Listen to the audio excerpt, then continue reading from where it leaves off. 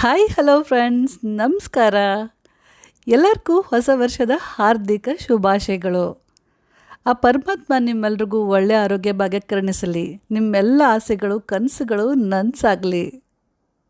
2022ರಲ್ಲಿ ನಮ್ಮ ಪಾಕಶೃಂಗಾರದ ಚಾನಲಲ್ಲಿ ನೀವು ತುಂಬಾ ಇಷ್ಟಪಟ್ಟಂತಹ ಟಾಪ್ 5 ರೆಸಿಪಿಗಳ ಬಗ್ಗೆ ನಾನಿವತ್ತು ಮಾತಾಡ್ತಾ ಇದ್ದೀನಿ. ಹಾಗೆ ಈ 5 ರೆಸಿಪಿಗಳ ಬಗ್ಗೆ ಹೆಚ್ಚಾಗಿ ಕೇಳಿದಂಥ ಕೆಲವೊಂದು ಪ್ರಶ್ನೆಗಳಿಗೆ ಉತ್ತರ ಕೂಡ ಕೊಡ್ತಾ ಇದ್ದೀನಿ.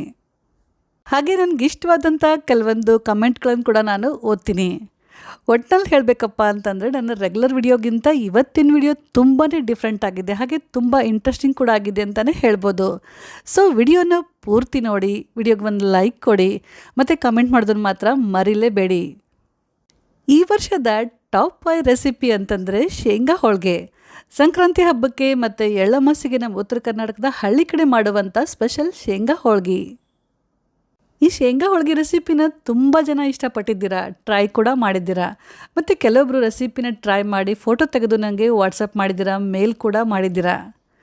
ತುಂಬಾ ಈಸಿ ರೆಸಿಪಿ. ಇನ್ನೇನು ಸಂಕ್ರಾಂತಿ ಹತ್ತಿರ ಬರ್ತಾ ಇದೆ, ನೀವು ಇನ್ನೂವರೆಗೂ ಆ ರೆಸಿಪಿನ ನೋಡಿಲ್ಲ ಅಂತಂದರೆ ನೋಡಿ. ಈ ವರ್ಷ ಹಬ್ಬಕ್ಕೆ ಖಂಡಿತ ರೆಸಿಪಿನ ಟ್ರೈ ಮಾಡಿಬಿಟ್ಟು ಹೇಗಾಗಿತ್ತು ಅಂತ ಕಾಮೆಂಟ್ ಮಾಡಿ ತಿಳಿಸಿ.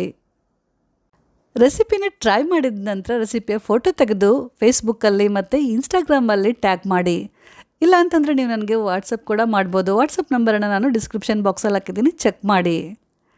ಆಮೇಲೆ ಈ ರೆಸಿಪಿ ಬಗ್ಗೆ ಸಾಮಾನ್ಯವಾಗಿ ಎಲ್ಲರೂ 2 ಪ್ರಶ್ನೆನ ಜಾಸ್ತಿ ಕೇಳ್ತಾ ಇದ್ರಿ.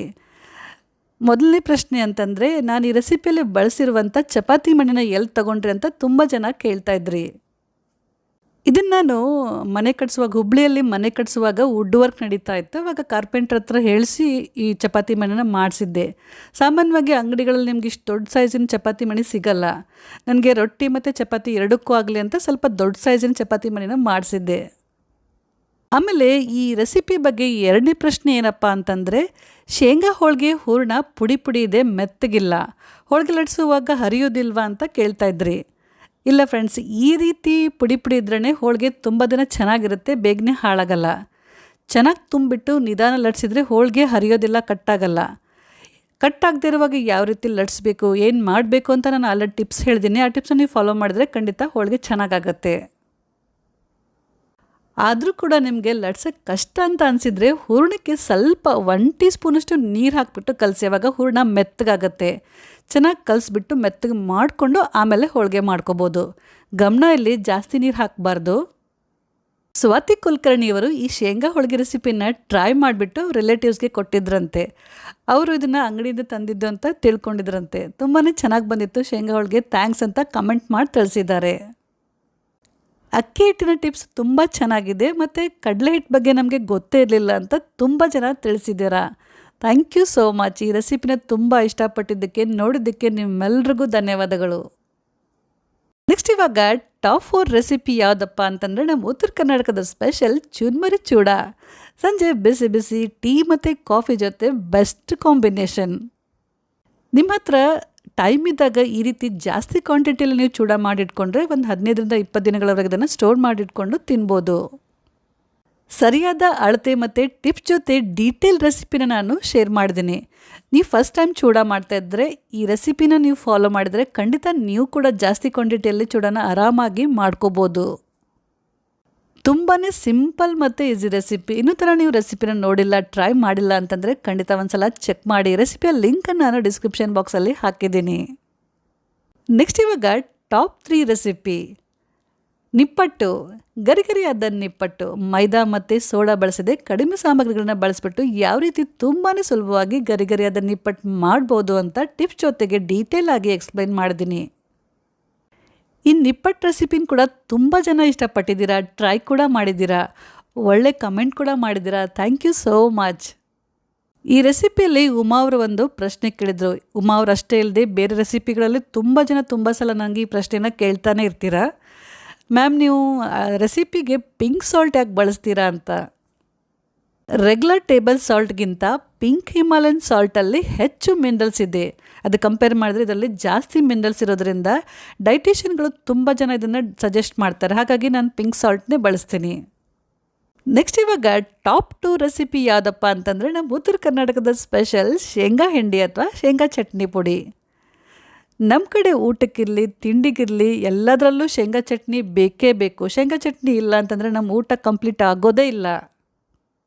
1.5 kg ಶೇಂಗಾ ಬಳಸಿಬಿಟ್ಟು ಯಾವ ರೀತಿ ಚಟ್ನಿ ಪುಡಿನ ತುಂಬಾ ಸರಳವಾಗಿ ಮಾಡ್ಬೋದು ಮತ್ತು ಕೆಲವೊಂದು ಟಿಪ್ಸ್ಗಳನ್ನು ನಾನು ಶೇರ್ ಮಾಡಿದ್ದೀನಿ. ಪ್ರತಿಯೊಂದು ಸ್ಟೆಪ್ಪನ್ನು ಡೀಟೇಲ್ ಆಗಿ ಎಕ್ಸ್ಪ್ಲೈನ್ ಮಾಡಿದ್ದೀನಿ. ಈ ರೆಸಿಪಿನ ಕೂಡ ತುಂಬ ಜನ ತುಂಬಾ ಇಷ್ಟಪಟ್ಟಿದ್ದೀರಾ, ಒಳ್ಳೊಳ್ಳೆ ಕಮೆಂಟ್ಸ್ಗಳನ್ನು ಕೂಡ ಮಾಡಿದ್ದೀರಾ ಮತ್ತು ರೆಸಿಪಿನ ಟ್ರೈ ಕೂಡ ಮಾಡಿದ್ದೀರಾ. ಆಮೇಲೆ ಕೆಲವೊಬ್ಬರು ಶೇಂಗಾ ಸಿಪ್ಪೆ ತೆಗಿಬಾರ್ದಾಗಿತ್ತು, ಯಾಕೆ ತೆಗೆದ್ರಿ ಅಂತ ಕಮೆಂಟ್ ಕೂಡ ಮಾಡಿ ಕೇಳ್ತಾ ಇದ್ರಿ. ಹೌದು, ಸಿಪ್ಪೆ ಇದ್ದರೆ ಆರೋಗ್ಯಕ್ಕೆ ಒಳ್ಳೆಯದು ಅಂತ ನನಗೂ ಕೂಡ ಗೊತ್ತು. ಆದರೆ ಸಿಪ್ಪೆ ತೆಗಿಲಿಲ್ಲ ಅಂತಂದರೆ ಶೇಂಗಾ ಎಣ್ಣೆ ಬಿಡಲ್ಲ. ಎಣ್ಣೆ ಬಿಡಲಿಲ್ಲ ಅಂತಂದರೆ ಚಟ್ನಿ ಪುಡಿ ಚೆನ್ನಾಗಾಗಲ್ಲ, ನೋಡೋಕ್ಕೂ ಚೆನ್ನಾಗಾಗಲ್ಲ, ತಿನ್ನೋಕ್ಕೆ ಕೂಡ ಚೆನ್ನಾಗಾಗಲ್ಲ. ಹಾಗಾಗಿ ಸಿಪ್ಪೆ ತೆಗಿಬೇಕಾಗತ್ತೆ. ಇಲ್ಲ ತೊಂದರೆ ಇಲ್ಲ, ನಮ್ಗೆ ಸಿಪ್ಪೆ ಇದ್ರೂ ಪರವಾಗಿಲ್ಲ ಅಂತಂದರೆ ನೀವು ಸಿಪ್ಪೆ ಸಮೇತ ಚಟ್ನಿ ಪುಡಿ ಮಾಡ್ಕೋಬೋದು. ಆಮೇಲೆ ತುಂಬ ಜನ ತುಂಬ ಸಲ ಕೇಳ್ತಾ ಇದ್ರು, ಮ್ಯಾಮ್ ನೀವು ಉತ್ತರ ಕರ್ನಾಟಕದವ್ರು ಆಗಿದ್ದರೂ ಕೂಡ ನಿಮ್ಮ ರೆಸಿಪಿಗಳನ್ನು ನಿಮ್ಮ ಶೈಲಿಯಲ್ಲಿ ಯಾಕೆ ನೀವು ಎಕ್ಸ್ಪ್ಲೈನ್ ಮಾಡಲ್ಲ, ನಿಮ್ಮ ಉತ್ತರ ಕರ್ನಾಟಕ ಭಾಷೆ ಮಾತಾಡಿ ಅಂತ ಕೇಳ್ತಾ ಇದ್ರಿ. ಈಗ ಏನಾಗಿದೆ ಅಂತಂದರೆ ಮದುವೆ ಆದಾಗಿಂದ ಇಲ್ಲಿವರೆಗೂ ನಾನು ಟ್ರಾನ್ಸ್ಫರು ಅದು ಇದು ಅಂತ ಒಂದು 6 ಊರನ್ನ ಚೇಂಜ್ ಮಾಡಿದ್ದೀವಿ. ಹಾಗಾಗಿ ನನ್ನ ಭಾಷೆ ಸ್ವಲ್ಪ ಮಿಕ್ಸ್ ಆಗಿದೆ. ಈಗ ಸದ್ಯಕ್ಕೆ ನಾವು ಉಡುಪಿ ಹತ್ರ ಇರುವ ಮಣಿಪಾಲದಲ್ಲಿದ್ದೀವಿ. ಮನೇಲಿ ಕೂಡ ನಾವು ಉತ್ತರ ಕರ್ನಾಟಕ ಭಾಷೆನೇ ಮಾತಾಡ್ತೀವಿ, ಆದರೂ ಕೂಡ ಸ್ವಲ್ಪ ಹೊರಗಡೆ ಮಾತಾಡುವಾಗ ಸ್ವಲ್ಪ ಮಿಕ್ಸ್ ಆಗುತ್ತೆ. ಹಾಗಾಗಿ ನಂಗೆ ಅದೇ ಸ್ವಲ್ಪ ಅಭ್ಯಾಸ ಆಗಿಬಿಟ್ಟಿದೆ. ಹಾಗಾಗಿ ನಿಮ್ಮೆಲ್ಲರ ಕೋರಿಕೆಯಂತೆ ಈ ರೆಸಿಪಿನ ನಾನು ಪೂರ್ತಿ ನಮ್ಮ ಶೈಲಿಯಲ್ಲಿ ಎಕ್ಸ್ಪ್ಲೇನ್ ಮಾಡಿದ್ದೆ, ನಮ್ಮ ಉತ್ತರ ಕರ್ನಾಟಕ ಶೈಲಿಯಲ್ಲಿ ಎಕ್ಸ್ಪ್ಲೇನ್ ಮಾಡಿದ್ದೆ. ತುಂಬ ಜನರಿಗೆ ನಮ್ಮ ಉತ್ತರ ಕರ್ನಾಟಕ ಭಾಷೆ ಇಷ್ಟ ಆಗಿದೆ. ಇವಾಗ ನಿಮ್ಮೆಲ್ರಿಗೂ ನನ್ನ ಒಂದು ಪ್ರಶ್ನೆ ಏನಪ್ಪ ಅಂತಂದರೆ, ಇನ್ನು ಮುಂದೆ ನಾನು ಬರುವಂಥ ರೆಸಿಪಿಗಳನ್ನು ವಿಡಿಯೋಗಳನ್ನು ಉತ್ತರ ಕರ್ನಾಟಕದ ಭಾಷೆಯಲ್ಲೇ ಹೇಳಬೇಕಾ ಅಥವಾ ಬೇರೆ ಯಾವ್ದು ಭಾಷೆ ಹೇಳಿದ್ರು ಯಾವ ಶೈಲಿಯಲ್ಲಿ ಹೇಳಿದ್ರು ನಡೆಯುತ್ತಾ? ನಮಗೆ ರೆಸಿಪಿ ಮುಖ್ಯ, ನೀವು ಹೇಳುವಂಥ ಶೈಲಿ ಮುಖ್ಯ, ಹೇಗೆ ಅಂತ ನೀವು ಪ್ಲೀಸ್ ಕಮೆಂಟ್ ಮಾಡಿ ತಿಳಿಸ್ರಿ. ಆಮೇಲೆ ಇನ್ನೊಂದು ಪದೇ ಪದೇ ಕೇಳುವಂಥ ಪ್ರಶ್ನೆ ಏನಪ್ಪ ಅಂತಂದರೆ, ಮ್ಯಾಮ್ ನಾವು ಬೆಳ್ಳುಳ್ಳಿ ತಿನ್ನಲ್ಲ, ಬೆಳ್ಳುಳ್ಳಿನ ಸ್ಕಿಪ್ ಮಾಡ್ಬೋದಾ ಅಂತ ಕೇಳ್ತಾನೆ ಇರ್ತೀರಾ. ಖಂಡಿತ ಬೆಳ್ಳುಳ್ಳಿ ಇಲ್ಲದೆ ನೀವು ಪಲ್ಯ ಚಟ್ನಿ ಪುಡಿ ಮಾಡ್ಬೋದು. ಟೇಸ್ಟ್ ಸ್ವಲ್ಪ ಚೇಂಜ್ ಆಗುತ್ತೆ ಅಷ್ಟೇ. ಬೆಳ್ಳುಳ್ಳಿ ಹಾಕ್ತೇನೆ ಕೂಡ ನೀವು ಚಟ್ನಿ ಪುಡಿನ ಮಾಡ್ಕೋಬೋದು. ನಿಮಗೆಲ್ಲ ಗೊತ್ತೇ ಇದೆ, ನಮ್ಮ ಉತ್ತರ ಕರ್ನಾಟಕದಲ್ಲಿ ನಾವು ಬೆಳ್ಳುಳ್ಳಿ ಉಳ್ಳಾಗಡ್ಡಿ ಇಲ್ಲ ಅಂತಂದರೆ ಅಡುಗೆ ಮಾಡೋಕ್ಕಾಗೋದೇ ಇಲ್ಲ ಅಂತ, ಅದು ಇರಲೇಬೇಕು.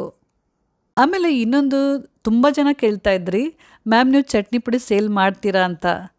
ಸದ್ಯಕ್ಕೆ ನಾನು ನಮ್ಮ ಕ್ಲೋಸ್ ಫ್ರೆಂಡ್ಸು ಮತ್ತು ರಿಲೇಟಿವ್ಸ್ಗೆ ಮಾತ್ರ ಮಾಡಿಕೊಡ್ತಾ ಇದ್ದೀನಿ. ಹಾಗೇನಾದರೂ ನಾನು ಸೇಲ್ ಮಾಡಬೇಕು ಅಂತ ಮುಂದೆ ಪ್ಲ್ಯಾನ್ ಮಾಡಿದ್ರೆ ಖಂಡಿತ ನಿಮ್ಮೆಲ್ರಿಗೂ ತಿಳಿಸ್ತೀನಿ. ನೆಕ್ಸ್ಟ್ ಇವಾಗ ಈ ವರ್ಷದ ಟಾಪ್ 1 ರೆಸಿಪಿ ಯಾವುದಪ್ಪ ಅಂತಂದರೆ ಪುಳಿಯೋಗರೆ ಪುಡಿ. ಇದು ಒಂದು ಮೋಸ್ಟ್ ರಿಕ್ವೆಸ್ಟೆಡ್ ರೆಸಿಪಿ ಅಂತಲೇ ಹೇಳ್ಬೋದು. ತುಂಬ ಜನ ಈ ರೆಸಿಪಿ ಬಗ್ಗೆ ರಿಕ್ವೆಸ್ಟ್ ಮಾಡಿದರೆ ಕೇಳ್ತಾನೆ ಇದ್ರಿ. ಹಾಗಾಗಿ ನಾನು ಸರಿಯಾದ ಅಳತೆ ಮತ್ತು ಟಿಪ್ಸ್ ಜೊತೆ ಒಂದು 2 kg ಪುಳಿಯೋಗರೆ ಪುಡಿ ರೆಸಿಪಿನ ಶೇರ್ ಮಾಡಿದ್ದೆ. ತುಂಬ ಜನ ರೆಸಿಪಿನ ಟ್ರೈ ಮಾಡಿದ್ರಿ, ಕಮೆಂಟ್ ಮಾಡಿದ್ರಿ, ಕೆಲವರು ಫೋಟೋಗಳನ್ನು ಕೂಡ ರೆಸಿಪಿಯ ಫೋಟೋಗಳನ್ನು ಕೂಡ ಶೇರ್ ಮಾಡಿದ್ರಿ. Thank you so much. ನಾನು ಒಂದು 6 ವರ್ಷ ಮೈಸೂರಲ್ಲಿದ್ದೆ. ಆವಾಗ ಅಲ್ಲಿನ ಎಲ್ಲ ಅಡುಗೆಗಳನ್ನು ಕಲಿಯೋಕ್ಕೆ ನನಗೆ ಅವಕಾಶ ಸಿಕ್ತು. ಎಲ್ಲ ಅಡುಗೆಗಳನ್ನು ಕಲಿಯೋಕ್ಕೆ ನಂಗೆ ಹೆಲ್ಪ್ ಮಾಡಿದಂಥ ನನ್ನ ಎಲ್ಲ ಮೈಸೂರು ಫ್ರೆಂಡ್ಸಿಗೆ ಈ ವಿಡಿಯೋ ಮೂಲಕ ನಾನು ಧನ್ಯವಾದಗಳನ್ನು ಹೇಳೋಕ್ಕೆ ಇಷ್ಟಪಡ್ತೀನಿ. ಆವಾಗ ನಾನು ಕುಕ್ಕಿಂಗ್ ಕ್ಲಾಸ್ ಕೂಡ ಮಾಡ್ತಾಯಿದ್ದೆ. ನಮ್ಮ ಉತ್ತರ ಕನ್ನಡ ಅಡುಗೆಗಳನ್ನು ತುಂಬ ಜನ ಇಷ್ಟಪಡ್ತಾಯಿದ್ರು. ಕುಕ್ಕಿಂಗ್ ಕ್ಲಾಸ್ ಕೂಡ ಮಾಡ್ತಾಯಿದ್ದೆ, ಅಡುಗೆ ಕೂಡ ಮಾಡಿಕೊಡ್ತಾಯಿದ್ದೆ. ಈ ವಿಡಿಯೋದಲ್ಲಿ ಒಂದು ಸಣ್ಣ ತಪ್ಪಾಗಿದೆ, ಅದಕ್ಕೆ ನಾನು ನಿಮ್ಮ ಹತ್ರ ಕ್ಷಮೆ ಕೇಳ್ತಾ ಇದ್ದೀನಿ. ಅದೇನಪ್ಪ ಅಂತಂದರೆ, ಈ ರೆಸಿಪಿಗೆ ನಾನು ಜೀರಿಗೆ ಹಾಕಿದ್ದೆ, ಆದರೆ ಎಡಿಟಿಂಗ್ ಮಾಡುವಾಗ ಬೈ ಮಿಸ್ಟೇಕಾಗಿ ಆ ಸಣ್ಣ ಪೋರ್ಷನ್ನು ಡಿಲೀಟ್ ಆಗಿಬಿಡ್ತು. ಅದಕ್ಕೆ ತುಂಬ ಜನ ಮ್ಯಾಮ್ ವಿಡಿಯೋದಲ್ಲಿ ಜೀರಿಗೆ ಕಾಣ್ತಾ ಇದೆ, ಆದರೆ ಅದ್ರ ಬಗ್ಗೆ ನೀವು ಹೇಳ್ತಾನೆ ಇಲ್ಲ ಅಂತ ಕಮೆಂಟ್ ಮಾಡಿ ಕೇಳ್ತಾ ಇದ್ರಿ. ಆವಾಗ ನಂಗೆ ತಕ್ಷಣ ಫ್ಲ್ಯಾಶ್ ಆಯಿತು, ಹೌದಲ್ವಾ ಅಂತ. ಅದಕ್ಕೆ ನಾನು ತಕ್ಷಣ ಒಂದು ಡೀಟೇಲ್ ಕಮೆಂಟನ್ನು ಬರೆದ್ಬಿಟ್ಟು ಕಮೆಂಟನ್ನು ಪಿನ್ ಮಾಡಿದ್ದೆ. ಸೊ ಫ್ರೆಂಡ್ಸ್, ಇವತ್ತಿನ ವಿಡಿಯೋ ನಿಮ್ಮೆಲ್ರಿಗೂ ಇಷ್ಟ ಆಗಿರ್ಬೋದು ಅಂತ ಅಂದ್ಕೊಂಡಿದ್ದೀನಿ. ಇದೇ ರೀತಿ ನಿಮ್ಮ ಪ್ರೀತಿ, ನಿಮ್ಮ ಆಶೀರ್ವಾದ, ಸಪೋರ್ಟ್ ನನ್ನ ಮೇಲೆ, ನನ್ನ ಚಾನಲ್ ಮೇಲೆ ಯಾವಾಗಲೂ ಇರಲಿ ಅಂತ ನಾನು ಕೇಳ್ಕೊತಾ ಇದ್ದೀನಿ. ನಾನು ಕೂಡ ಅಷ್ಟೇ ಇನ್ನಷ್ಟು ಒಳ್ಳೆ ರೆಸಿಪಿಗಳನ್ನು ತರಲು ಪ್ರಯತ್ನ ಮಾಡ್ತಾನೆ ಇರ್ತೀನಿ. Thank you.